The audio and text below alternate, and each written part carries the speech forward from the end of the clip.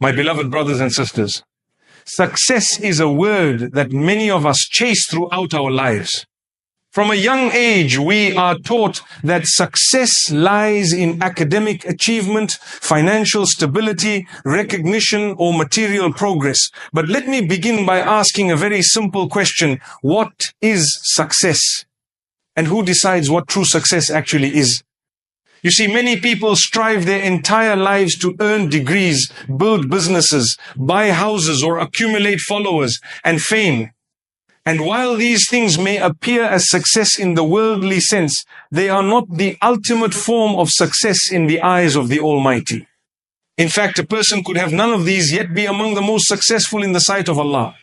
Let us take a moment to reflect on something we all desire in this world's success. From a young age, we are taught to aim high, to chase our dreams, to work hard for recognition, wealth, and status. In our schools, at our workplaces, even in our homes, we are often reminded of the worldly definition of success. But have you ever paused to ask yourself, is this really success? Does a person with a large house, expensive car, and millions in the bank automatically qualify as successful? What if they have all of that, but no peace in their heart, no tranquility in their soul, and no relationship with the one who gave them everything? Would we still call that success? True success is not measured by what you own, but by how close your heart is to the one who owns everything. Because what you own today can be taken away tomorrow. But the connection you build with Allah, the faith you nurture, the sincerity in your heart, that is what remains with you when the world turns away, when people forget you, when wealth disappears, and even when you enter your grave. That connection is what leads to true success, not only in this world, but also in the hereafter. We live in a time where people display their worldly achievements for all to see. A new job is posted online. A new car is shared on social media. Vacations, awards, celebrations, they are all part of the narrative of success. And there's nothing wrong with celebrating blessings. But when that becomes our only measure of success, we lose sight of something far greater. We start to believe that the one who has more is better. We start to believe that the one who struggles must be doing something wrong. But the truth is, some of the most beloved people to Allah have lived lives full of hardship and loss, yet their hearts were at peace because their relationship with their Creator was strong. Look at the stories of the prophets. Many of them were rejected, persecuted, and tested. They didn't live in luxury. They didn't have worldly power for most of their lives. Yet they were the most successful of all people because they submitted to Allah completely. They lived with purpose. They called others to goodness. They endured with patience. Their hearts were attached to their Creator, not to material things. And that is the definition of true success. When your heart is close to Allah, everything else falls into place. Even your failures turn into wisdom. Even your pain becomes a path to growth. Even your tears are counted and rewarded. When you build that connection with Allah, you begin to see things differently. You're no longer impressed by how much someone owns. You're impressed by how much someone prays, how kind they are, how much they forgive, how they treat their parents, how they help the needy. That becomes your standard of success. And this connection with Allah is not something exclusive. It's not reserved for scholars or the elite. It's open to everyone, young or old, rich or poor, male or female. It starts with a sincere heart. It begins when you realize that the world will never fill the void in your heart. It starts when you turn to Allah and say, I want to be close to you. Guide me, strengthen me, forgive me. That one conversation, that one whisper in sujood, that one tear that falls in the quiet of the night, it could be the beginning of your success. Many people think that being religious or close to Allah means abandoning all worldly goals, but that's not true. Islam teaches us to strive for excellence in both worlds. But the key is, don't let the dunya enter your heart. Let it stay in your hands. Use it wisely. Use it for good, but let your heart remain attached to Allah. Because the moment the dunya enters the heart, it begins to corrupt, it begins to blind, it begins to take you away from what really matters. But when your heart is with Allah, even if the dunya comes to you, you will use it for the right reasons and it will never control you. And sometimes Allah removes the dunya from someone's life to bring them closer to Him. He might take away wealth or health or a relationship just so you can wake up and realize that He is the only constant, the only one worth clinging to. These moments of loss are not punishments, they are invitations. They are chances to reconnect. They are reminders that success does not lie in the temporary, it lies in the eternal. That's why a poor person who sleeps peacefully after praying 2 rak'ahs at night might be more successful than a millionaire who lies awake at night, anxious, restless, unable to find peace. Because success is not about quantity, it's about quality.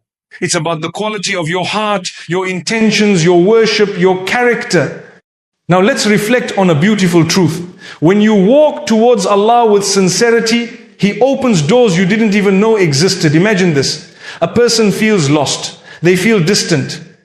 Their past is full of mistakes. They don't know where to start.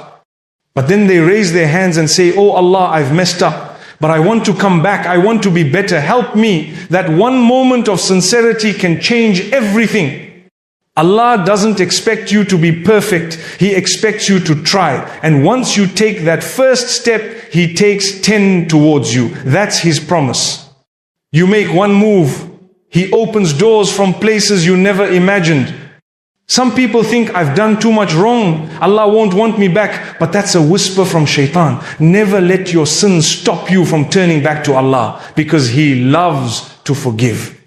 He loves it when His servant returns. And the one who seeks forgiveness sincerely is more beloved to Allah than the one who never sinned and thought they were already righteous. Every sinner has a future. Every righteous person has a past. What matters is where your heart is today and where it wants to be tomorrow. And don't underestimate the power of small steps. One extra sajda, one page of Quran, one kind word, one fast, one moment of patience. These may seem small, but with sincerity they grow. They accumulate. They draw you closer. Allah sees your effort. Even if no one else notices, He does. He knows how hard it was for you to get up for Fajr. He knows the temptation you resisted. He knows the pain you hid while trusting Him. And He will reward you beyond measure. When a person begins walking towards Allah, the journey is not always easy. There will be challenges. People may mock you. Friends might distance themselves. Your desires will whisper, but stay firm. Because what lies ahead is far greater. When Allah sees that you're serious, He strengthens your heart. He replaces bad company with better company. He makes the path easier, even if it's not always smooth. And you start to taste the sweetness of faith, the tranquility that no sin can ever give you. The best part? This journey is not dependent on age or circumstance. A teenager can begin, an elderly person can begin, a busy parent, a student, someone struggling at work, anyone can begin. All you need is sincerity. The door is always open. And once you experience that closeness to Allah, you'll never want to go back, because nothing else compares. Not wealth, not fame, not even love from people. The love of Allah, the calmness of sujood, the connection during recitation, these things nourish the soul in ways that the world never can. Many people are searching for purpose. They read books, attend seminars, chase goals, yet still feel empty. That's because the soul was created to worship its Creator. Without that connection, everything else feels hollow. But the moment you walk toward Allah, things begin to make sense. You find clarity, you find purpose. You start to understand why things happen. You begin to trust the process. Even the hard moments become bearable because you know you're not alone. And when you walk toward Allah, it's not only your spiritual life that improves, your character improves. You become more patient, more grateful, more forgiving, more generous. You become a source of goodness for others. Your relationships improve. Your decisions become wiser. Your heart becomes softer. You stop holding grudges. You start making dua even for those who hurt you.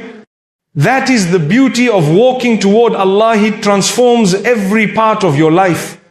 Even your outlook on success changes. You no longer envy the one with a bigger house or a better job. You envy the one who cries in tahajjud. You admire the one who serves their parents. You look up to the one who gives charity quietly, who controls their anger, who forgives others. Your entire standard shifts. Because now your heart beats with the remembrance of Allah, and that's all you need. If you're feeling stuck, if you're wondering how to turn your life around, the answer is simple. Take one step toward Allah. Just one. It doesn't have to be perfect. It doesn't have to be public. Just sincere. Start with one prayer, one ayah, one dua, and let that grow. Let that lead you to the next step and the next, until you find yourself in a place of peace, strength, and true success, the kind that stays with you in this life and carries you to the next. The world might measure success by numbers, but Allah measures it by effort, by sincerity, by intention, and that is something every single one of us is capable of. No matter your past, no matter your struggle, no matter your situation, the path to success begins the moment you decide to walk toward your Lord with a heart full of sincerity. Every day that we live, we face choices, decisions that shape our paths and affect not only our worldly lives but our hereafter as well. In this journey of life, many people are looking for clarity. They want to know where they are headed. They seek guidance. They want to make the right decisions for their families, for their careers, for their deen, and for their personal development. But often they feel lost, they feel clouded, they feel like they're in darkness. And one of the most powerful ways to gain clarity, real clarity, is through worship, sincere and consistent worship. The more you purify your soul through acts of obedience to Allah, the clearer your vision becomes, both in matters of the world and in matters of the religion. There's a connection between your spiritual state and your worldly perception. When the heart is filled with the remembrance of Allah, it becomes like a polished mirror that reflects truth clearly. But when it is covered with sin, heedlessness and distraction, it becomes stained, it becomes difficult to see right from wrong. You start to doubt the good, you become confused by the evil. And that's why worship is not just a duty, it's a cleansing of the heart. Salah is not only about movement, it's a connection that washes away spiritual rust. When you stand before your Lord and your heart is truly present, it's like light enters your chest and that light shows you the way forward. When you fast, you don't just stay away from food and drink, you are disciplining your soul, teaching it to be strong against temptation, purifying it from the dirt of desires. When you give charity, you're not just helping someone else, you're breaking the chains of greed that hold the heart captive. And when you recite the Quran, you're not just reading Arabic letters, you are engaging with the words of the Creator, words that heal, words that guide, words that inspire. People often ask, why can't I feel the sweetness of faith? Why am I so confused about my goals? Why do I feel so far from Allah even though I believe in Him?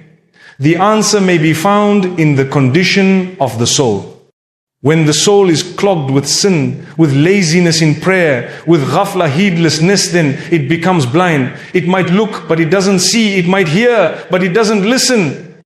That is why Allah speaks about the heart so much in the Quran, because the heart is the center of perception. When the heart is pure, the person can distinguish right from wrong, truth from falsehood, clarity from confusion.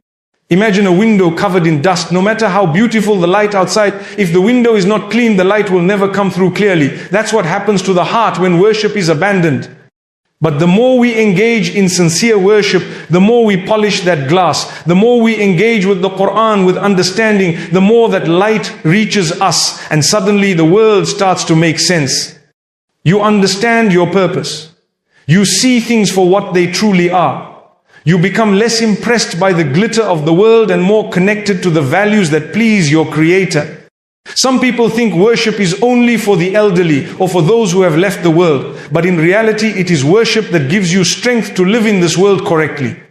It's worship that helps you make the right business decisions. It's worship that helps you choose the right spouse. It's worship that keeps you grounded when you succeed and helps you rise when you fail. Worship is not a burden, it's a fuel for the soul. When a person develops the habit of sincere, heartfelt worship, they find that their life becomes more meaningful. Decisions become easier because the heart is in the right place. Doubts are reduced because Allah places light in their path. They might still go through difficulties, but their soul remains firm. And this leads us to another important truth. When Allah is at the center of your life, no hardship can break you. If He is absent, even ease will destroy you. This is something that many people don't realize until it's too late. When Allah is your anchor, when He is your foundation, when He is the one you turn to first in every matter, then you will face the storms of life with strength. You will endure pain with dignity. You will rise from loss with hope. But when your life is centered around material success, popularity or pleasure, then even the smallest trial can shatter you. It is not hardship that breaks a person. It is the absence of faith during hardship that causes a person to collapse. There are people who have been through illness, poverty, the loss of loved ones and betrayal, yet their hearts are stronger than ever because they relied on Allah. And there are others who seem to have it all: wealth, health, family, status, but their hearts are empty, depressed, anxious, restless. Why? Because they left Allah out of the equation. They thought they could build a life without the one who gives life. When Allah is not the center of your life, you become vulnerable to every passing wave. People's opinions will shake you. The loss of wealth will break you. A delay in your plans will frustrate you. But when Allah is your center, nothing can shake you. You might feel pain, but it won't destroy you. You might cry, but you'll still stand. You might fall, but you'll rise again because you know that your Lord is with you. You know that He sees your struggle. You know that your patience is not wasted. And this knowledge becomes a source of strength that no worldly power can give. A person who lives with Allah at the center of their life finds meaning in everything. Even when they are tested, they understand that the test is a sign of Allah's love. They know that every difficulty carries a lesson, every delay carries wisdom, and every hardship carries reward. They trust the process because they trust the one who is in control of the process. Their reliance is not on people, not on circumstances, but on the Lord of the heavens and the earth. And when a person builds their life around Allah, it reflects in their character. They are more patient with people, they are more forgiving, they let go of grudges, they focus on self-improvement. They become a source of peace for others. Their worship is not limited to the prayer matit flows into their behavior. Their business dealings become honest. Their speech becomes kind. Their eyes lower themselves from what is haram. Their ears turn away from gossip. Their hearts are filled with mercy. And this is the type of person who brings light into a dark world. But the one who distances themselves from Allah often finds their soul filled with restlessness. They might keep chasing the next thrill, the next purchase, the next distraction, but the emptiness remains. No matter how much they gain, it's never enough. Because the soul was not created to be satisfied by the dunya. It was created to be nourished by the remembrance of its Lord. And when it is deprived of that nourishment, it becomes hollow. That's why we see people with fame, fortune and followers, yet they are depressed, anxious, even suicidal. Because they chased everything except the one who holds the keys to peace. That's why it's important to ask yourself regularly, what is at the center of my life? Is it Allah or is it something temporary? Because if it's temporary, then my peace will be temporary too. But if it's Allah, then I will find stability even in unstable times. I will find peace even in the midst of chaos. I will find clarity even when things are unclear. Sometimes people say, I want to come closer to Allah, but I'm too busy, I have so much going on. But the truth is, the more you have going on, the more you need Him. Don't delay your connection with Allah until your life gets easier. Your life gets easier when you connect with Allah. Don't wait until retirement or until the children grow up or until you make more money. Because life is uncertain. And guidance is not guaranteed. If you feel the desire to change, to grow, to improve, that is already a gift. Grab it, use it. Begin with small acts of worship. Build consistency. And make Allah your number one priority. The beauty of Islam is that Allah rewards intention, even if you struggle, even if you fall short, as long as your intention is sincere and you are trying, you are winning. You are already on the path to success. Shaitan wants you to think you're not good enough, that you've sinned too much, that it's too late. But Allah says, do not despair of my mercy. He says, indeed, I forgive all sins. That's the mercy of our Lord. And that mercy is always available no matter what you've done, no matter how far you've strayed. When you begin to purify your soul through worship, you'll notice something incredible. Your prayers become moments of peace. Your Quran becomes a source of comfort. Your du'as become your private conversations with the most loving. Your life becomes centered. Your priorities align. You begin to see people differently. You stop chasing validation. You stop fearing the unknown. Because you know that Allah is in control and you've handed your affairs to Him. How many people have exhausted themselves running after dunya only to realize that it was an endless race? The more they get, the more they want. The more they accumulate, the more empty they feel. Because the heart cannot be satisfied with material things. The heart was created to know its maker, and until it connects with its maker, it will continue to feel lost no matter how much is achieved. People often spend their youth chasing wealth, their middle age maintaining it, and their old age regretting how they spent their lives. And all the while, the real treasure was in front of them, yet they didn't pause to recognize it. The treasure was in a connection with the one who gives meaning to life, the one who gives peace to the heart, the one who controls everything they were chasing. We must understand the reality of the world. It is temporary, it is fleeting, its glitter fades, its strength weakens, its beauty decays. No matter how attractive something appears in this life, it will not last. Even if you own the most beautiful house, one day it will crumble. Even if you drive the most expensive car, it will eventually rust.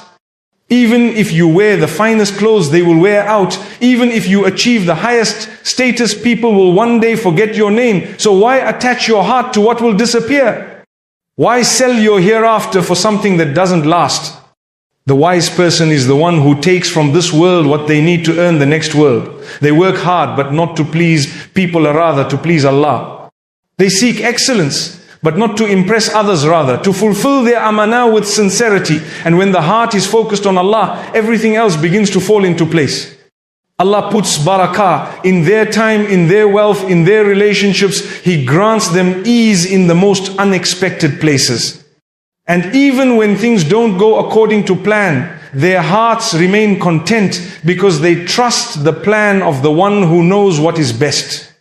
Chasing the world leads to anxiety. There's always someone richer, always someone more famous, always someone ahead. And that comparison steals joy. It makes a person feel like they are never enough. But chasing Allah brings peace. You're not in competition with others. You're in a personal journey of self-improvement, of closeness to your Lord. And in this journey, every step counts. Even the smallest good deed is noticed. One of the traps of shaitan is to convince people that if they don't chase the world, they'll miss out. That if they focus too much on deen, they'll fall behind in dunya. But this is a lie. In fact, history shows that those who placed Allah first in their lives often lived the most fulfilled lives. They had less, but their hearts were rich. They were not always famous, but they were honored. They were not always wealthy, but they were content. And this is a far greater blessing than any amount of material wealth. True richness is not in what you own, it's in the state of your heart. If the heart is satisfied, then even a small home feels like a palace. But if the heart is greedy, even a mansion will feel empty. When you chase the Creator, you align your goals with your purpose. You begin to prioritize differently. You spend time where it matters. You invest in your akhirah. You treat people better because you know it pleases Allah. You guard your tongue because you fear accountability. You give charity because you trust that your wealth is in the hands of the one who multiplies. You forgive others not because they deserve it, but because you want Allah's forgiveness. And this transforms not only your character, but your entire experience of life. Many people think that Islam is about sacrifice and hardship, but in reality, it is the path to ease. It teaches you how to live with peace, how to deal with stress, how to manage your time, how to handle loss, how to raise your children, how to treat your parents, how to run your business, how to stay grounded when you succeed, and how to remain hopeful when you fall. It gives you balance. It connects you to something greater than yourself, and that connection is what brings true strength. But this strength can only come when you place your trust in Allah. And this leads us to a profound truth. You'll never lose anything by trusting Allah, but you lose everything when you lose that trust. Trusting Allah is not just about uttering words, it's a mindset, it's a way of life. It means that when things don't go your way, you still believe that He is guiding you. It means that when your dua is delayed, you still believe that He is protecting you. It means that when you are tested, you still believe that He has chosen you for something better. Trusting Allah doesn't mean life will be easy, but it means you'll never face it alone. A person who trusts Allah sleeps peacefully because they know that their matters are in safe hands. They don't panic over every difficulty. They don't fall apart at every delay. They plan, but they leave the outcome to Allah. They take the means, but they believe that the result is from Him. And this belief brings calmness, it brings confidence, it brings stability. But when a person loses trust in Allah, even the smallest problem becomes unbearable. They begin to question everything. They live in fear, in doubt, in despair. They feel like the world is against them.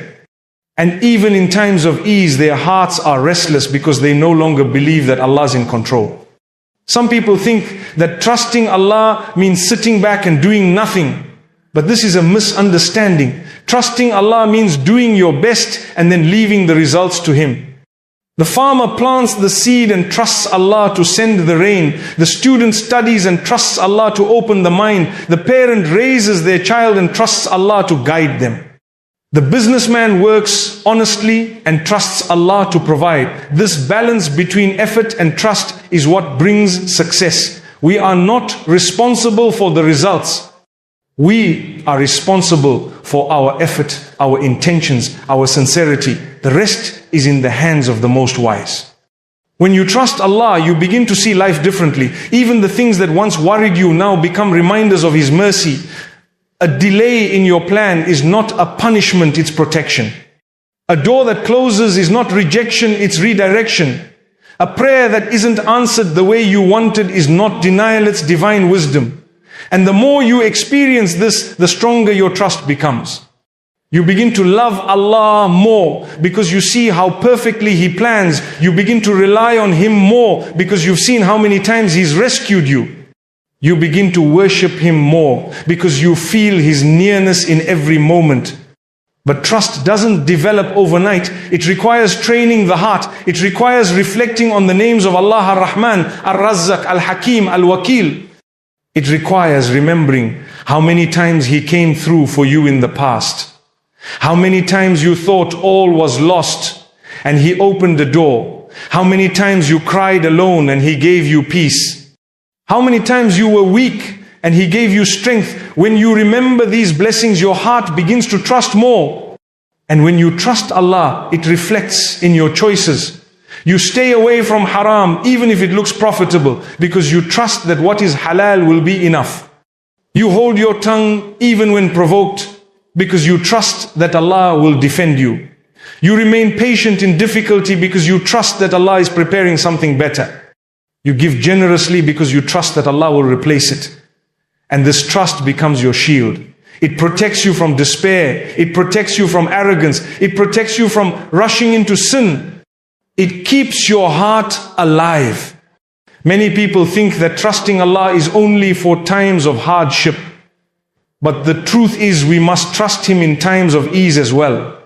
When we succeed, we must trust that it's from Him, not from our intelligence alone. When we are praised, we must trust that He is covering our faults. When we are wealthy, we must trust that it's a test, not just a blessing. And when we are healthy, we must trust that it is a responsibility, not just a luxury. Trusting Allah is not seasonal, it is constant. There will be times when shaitan whispers, trying to make you doubt. He'll say, if Allah loved you, why did this happen? If He's merciful, why the pain? If He's generous, why the loss? But don't listen to those whispers. Remind yourself that Allah's plan is bigger than your understanding. That what you see as a setback is often a setup for something better. That what you think is a loss is sometimes a gain in disguise. That what you call failure may be success in the sight of Allah. And when your trust in Allah is firm, you become unshakable. You become like a mountain tested by storms but never moved. People around you notice your calmness.